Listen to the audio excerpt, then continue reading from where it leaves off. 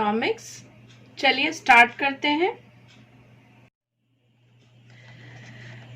इस स्लाइड में, इस वीडियो में हम देखेंगे diagrammatic and schedule representation of the law. ठीक है, ये लॉ कौन सा है? रिटर्न टू फैक्टर है। ठीक है, return to scale long term का है और return to factor short term का है। और लॉन्ग टर्म जो है 11th क्लास के सिलेबस में है नहीं, और वैसे भी उसका छोटा सा डिस्क्रिप्शन है, वो मैंने आपको दे भी दिया था लास्ट जो वीडियो थी।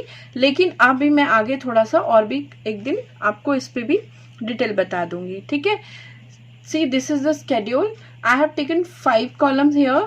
लैंड, ठीक है, जो एक फिक्स फैक्टर है। नंबर ऑफ लेबर्स जो कि वेरिएबल फैक्टर है। टोटल प्रोडक्शन मैंने क्विंटल में लिया है। आप किसी भी एग्रीकल्चर गुड को इसे मान सकते हैं कि हम वीट प्रोडक्शन कर रहे हैं। ठीक है, और एवरेज प्रोडक्शन है, फिर मार्जिनल प्रोडक्शन है। देखिए लैंड में तो कोई चेंज नहीं, क्योंकि मैं बोल रही हूँ ये रिटर्न टू फैक्टर है। लेबर में 1-1 करके हम यहाँ बढ़ा रहे हैं। टोटल प्रोडक्शन में देखते हैं क्या चेंज आता है। जब 0 लेबर है तो 0 प्रोडक्शन है। वो आपको पता होना चाहिए कि लैंड वगैरह जो इस तरह के फिक्स फैक्टर हैं वो तब तक प्रोडक्शन नहीं दे सकते जब तक कि वेरिएबल फैक्टर ना लगे। अगर लेबर ही नहीं है तो कोई प्रोडक्शन नहीं है। जब लेबर बढ़ाया 1 करा तो प्रोडक्शन 2 हो गया। 2 क्विंटल मान सकते हैं इसे। जब सेकेंड लेबर लगाया तो 6 क्विंटल ऑफ प्रोडक्शन हुआ। थर्ड लेवल पे 12 और फोर्थ लेवल पे 16। अगर आप इसे ध्यान से देखें तो ये देखिए कि पहले तो बढ़ रहा है, इंक्रीजिंग रेट से बढ़ रहा है। और 5th लेबर लगाने पर 18 हो गया। 6th लेबर पे भी 18, 5th पे भी 18, 6th पे भी 18, यानी कि एक एक्स्ट्रा लेबर लगाने पे यहाँ पर कोई फर्क ही नहीं पड़ा। ये मैक्सिमम लेवल ऑफ प्रोडक्शन था। इसके बाद शायद लैंड बढ़ाने पर ही काम बनेगा। लेबर बढ़ाने पे प्रोडक्शन में कोई फर्क नहीं पड़ रहा, सिर्फ आपको लेबर की कॉस्टिंग ही आ रही है। 7th, क्योंकि आपने तो लेवल पार ही कर दिया जिसपे प्रोडक्शन बढ़ा ही नहीं, अब उससे भी ज्यादा लेबर आप बढ़ा रहे हैं, तो 18 से घट गया। मतलब लेबर बढ़ने के बाद बजाय बढ़ने के वो उल्टा घट गया, 14 क्विंटल हो गया। और 8th लेवल पे तो वो और भी घट गया। तो इसका मतलब यहाँ से 5th लेबर लगाने के बाद का जो प्रोडक्शन है उसका सही एडजस्टमेंट, इतनी लेबर में, इतनी लैंड में इसका एडजस्टमेंट नहीं हो पा रहा, और ये आपका वेस्ट जा रहा है। सिर्फ आप कॉस्टिंग दे रहे हो और उल्टा आपका नुकसान हो रहा है। ठीक है, अब एवरेज पे देखिए। एवरेज कैसे आता है? टोटल प्रोडक्शन को divide the number of variable unit. जितनी भी आप इनपुट यूनिट वेरिएबल के लगा रहे हो, अगर टोटल प्रोडक्शन से डिवाइड करते हो तो एवरेज प्रोडक्शन आता है। पर यूनिट के हिसाब से प्रोडक्शन आता है। लाइक आपने पहला लेबर लगाया, आपका 2 क्विंटल प्रोडक्शन हुआ, तो 2 डिवाइडेड बाय 1, तो एवरेज प्रोडक्शन जो है 2 है।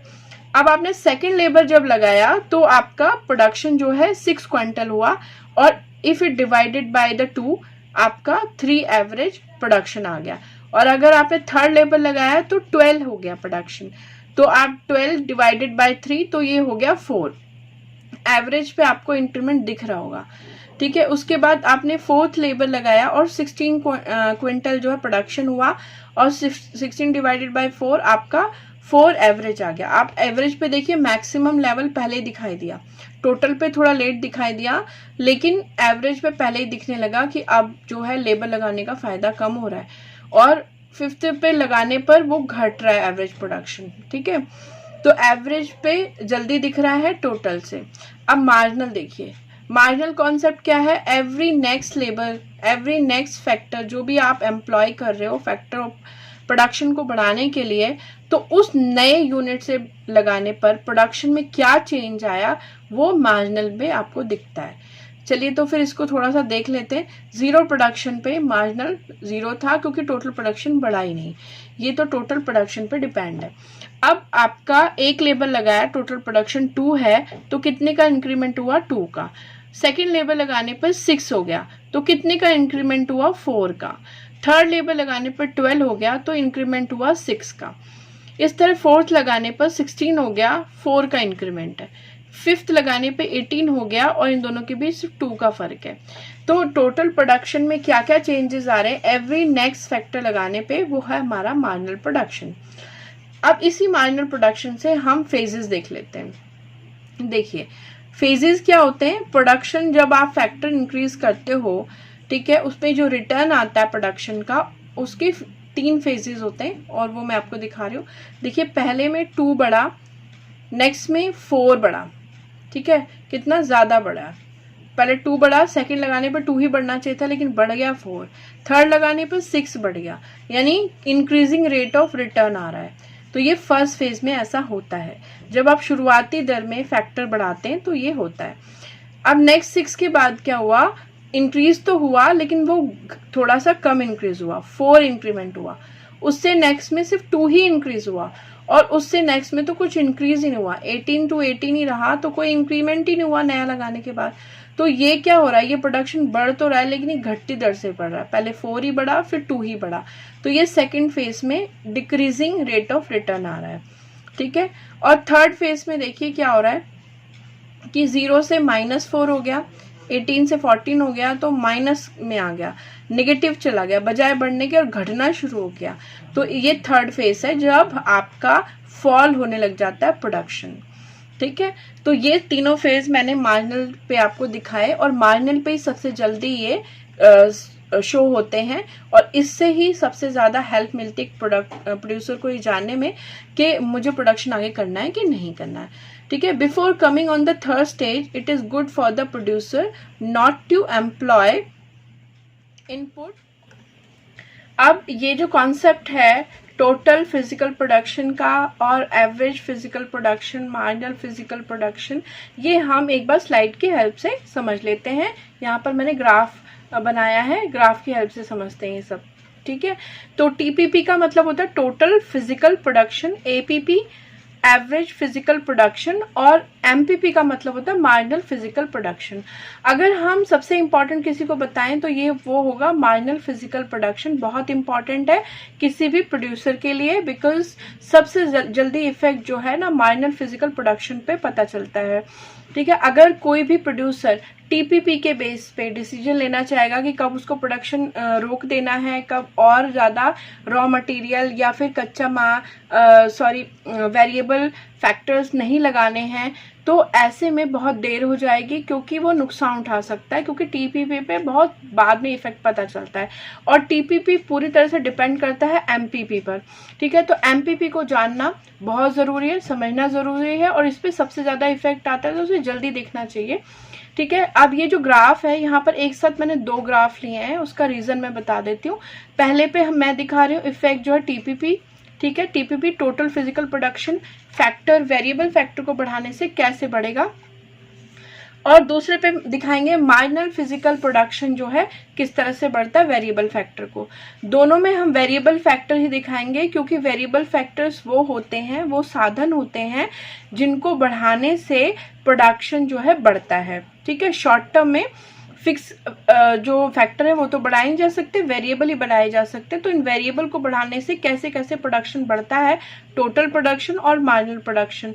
आप दोनों को एक ही ग्राफ की हेल्प से इसलिए समझेंगे क्योंकि देखिए जो इफेक्ट टीपीपी पे आ रहा है एक्चुअल में वो एमपीपी की हेल्प से आता है, ठीक है। तो एमपीपी पे क्या इफेक्ट हो रहा होता है, उसका टोटल प्रोडक्शन पे क्या इफेक्ट दिख रहा होता है, ये समझना बहुत ज़रूरी है। तो अब ये ग्राफ जो फर्स्ट ग्राफ है, this is a vertical line, यहाँ पर मैंने लिया टीपीपी टोटल फिजिकल प्रोडक्शन, और ये जो हॉरिजॉन्टल लाइन पे यहाँ हमने साधन लिए कि किस तरह से हम साधन बढ़ाएंगे और प्रोडक्शन बढ़ेगा। दूसरा जो ग्राफ है नीचे वाला, यहाँ पर जो वर्टिकल लाइन है यहाँ पर हमने लिया एमपीपी, और यहाँ पर भी बेस लाइन पे वही है, वेरिएबल फैक्टर बढ़ाए जा रहे हैं।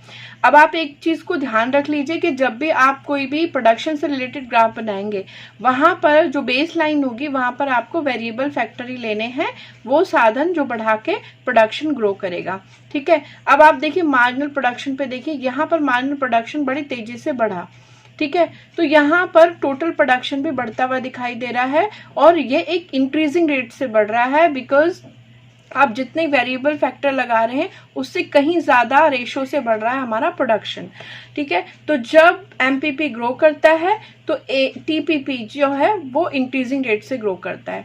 अब आप यहाँ पर देखिए, यहाँ पर आकर जो है ना ये अपने फुलेस्ट लेवल पे पहुँच गया एमपीपी, ठीक है। अब यहाँ से ये गिरना शुरू हो गया, ठीक है, ये जो है यहाँ से गिरना शुरू हुआ, तो अब जो टोटल प्रोडक्शन है ना वो थोड़ा स्लो होके बढ़ा। ठीक है, देखिए वो वाला जो स्टीपनेस नहीं रहेगी, थोड़ा सा फ्लैटन होने लग गया, यानी कि अब बढ़ तो रहा है मगर डिक्रीजिंग रेट से बढ़ना शुरू हुआ है, क्योंकि मार्जिनल प्रोडक्शन गिरना शुरू हो गया।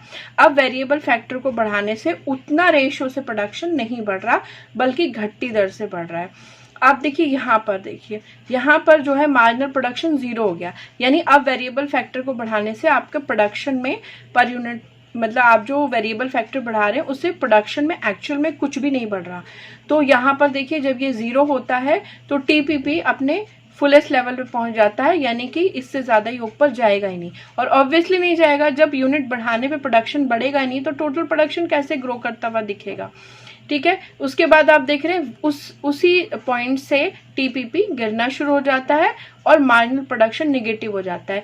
अब ये मार्जिनल प्रोडक्शन ये बताता है कि अगर 0 होने के बाद भी अगर आप किसी भी साधन को और भी खरीद कर सोचते हैं प्रोडक्शन शायद अब बढ़ जाए, तो वो बढ़ेगा नहीं, बल्कि पहले भी लेवल से डाउन चला जाएगा, निगेटिव में चला जाएगा, और इसका असर टोटल प्रोडक्शन पे अब दिखना शुरू हो जाएगा, वो भी गिरना शुरू हो जाएगा। तो ये जो ये लेवल है, इसके बाद तो आपने साधन बढ़ाना ही नहीं है, क्योंकि जितना प्रोडक्शन हुआ था उससे बहुत ही कम प्रोडक्शन रह जाएगा। ठीक है, और टोटल प्रोडक्शन भी घटने लग जाएगा। तो यानी कि आप किस लेवल तक जा सकते हैं। ठीक है, देखिए फेजेस की हेल्प से दिखाया मैंने। फर्स्ट फेज जो है वो किसका होता है, जब प्रोडक्शन मार्जिनल प्रोडक्शन बढ़ रहा होता है और इंक्रीजिंग रेट से टोटल प्रोडक्शन बढ़ रहा होता है, फर्स्ट फेज है। सेकेंड फेज पे जो मार्जिनल प्रोडक्शन है वो घट रहा होता है, लेकिन टोटल प्रोडक्शन फिर भी बढ़ रहा होता है, चाहे वो घटती दर से बढ़ रहा हो। और थर्ड फेज आने से पहले ही मार्जिनल प्रोडक्शन 0 हो जाता है, और यही वो अलार्मिंग सिचुएशन है जहां पर एक प्रोड्यूसर को रुक जाना चाहिए प्रोडक्शन करने से। तो यानी कि अब आपको समझ में आया होगा टोटल प्रोडक्शन कैसे डिपेंड करता है मार्जिनल प्रोडक्शन पे, और मार्जिनल प्रोडक्शन का इंक्रीमेंट और डिक्रीमेंट जो ही रीजन होता है टोटल प्रोडक्शन के बढ़ने और घटने का। और अलार्मिंग सिचुएशन अगर बताएं तो वो ये है कि जब मार्जिनल प्रोडक्शन 0 हो जाए, यानी जब साधनों के बढ़ाने पे आपको प्रोडक्शन में 1% का भी इंक्रीमेंट नहीं दिख रहा, तो इसका मतलब टोटल प्रोडक्शन अब इससे ज्यादा ऊपर जाएगा ही नहीं, बल्कि अब घटना शुरू होगा। और ये इस पॉइंट पे एक प्रोड्यूसर को ज्यादा से ज्यादा इस पॉइंट के आने से पहले या इस पॉइंट के आने पर प्रोडक्शन को रोक देना चाहिए। ठीक है, आई होप ये जो है रिलेशन आपको बहुत अच्छे समझ में आएगा। इसको हम ग्राफ पे भी दिखा सकते हैं और थ्योरेटिकली भी बता सकते हैं, डिपेंड करता है क्वेश्चन में कैसा पूछा गया हो। बहुत इजी कॉन्सेप्ट है, आप एक बार प्रैक्टिस करेंगे आपको आसानी से आ जाएगा। तो now I am ending my video. Have a good day, और प्लीज़ मेरे चैनल को सब्सक्राइब कर लीजिएगा, लाइक कर दीजिएगा और शेयर भी कर दीजिएगा। ओके।